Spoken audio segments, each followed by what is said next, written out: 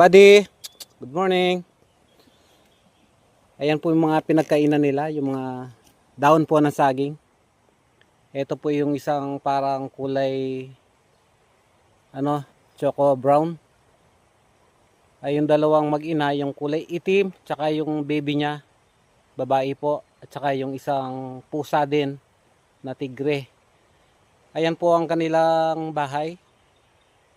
Sa palagay ko ay wala na naman po ang kanilang amo. Paminsan-minsan lang talaga dumarating. Isang beses sa isang linggo. Mga buddy, ayun o, naglalaro. Ito po, kilala na tayo ng isang choco brown. Mamayang gabi hintayin nyo ako pagdadala ko kayo ng pagkain. Ang cute nila magpapakain ako sa mga katropa pips natin, mga kadiskarte. Ipagtatabi ko po sila. Ayun o, malapit yung mag-ina. Si maliit na Teddy. Ang cute. Hello. Hello. Hello. Dami tapi kalau pamewa. Hello. Samson no. Ano Samson? Buddy. Hello. Ayos lang kayo? Si Samson tinitignan nyo Kaya ka kanyang Samson. Ba't ka naman kayong kawayan? Kilala mo yan Samson? Parang kapatid mo yan Samson Mabait din. Ano kayang pangalan nito?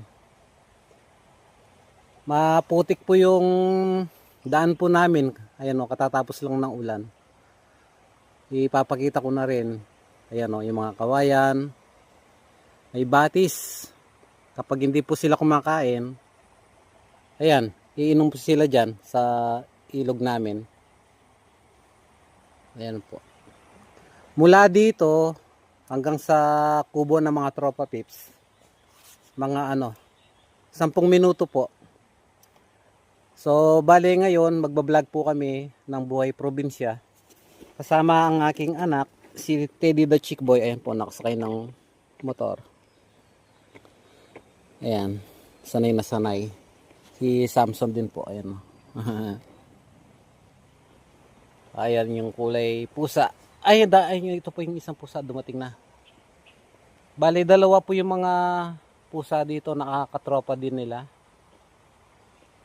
Tsaka yung tatlong aso na si Tagpi, Choco Brown, tsaka yung black, si Nanay. Okay, kita-kits tayo mamaya. Ayan na si Tagpi. Bye-bye, kita-kits.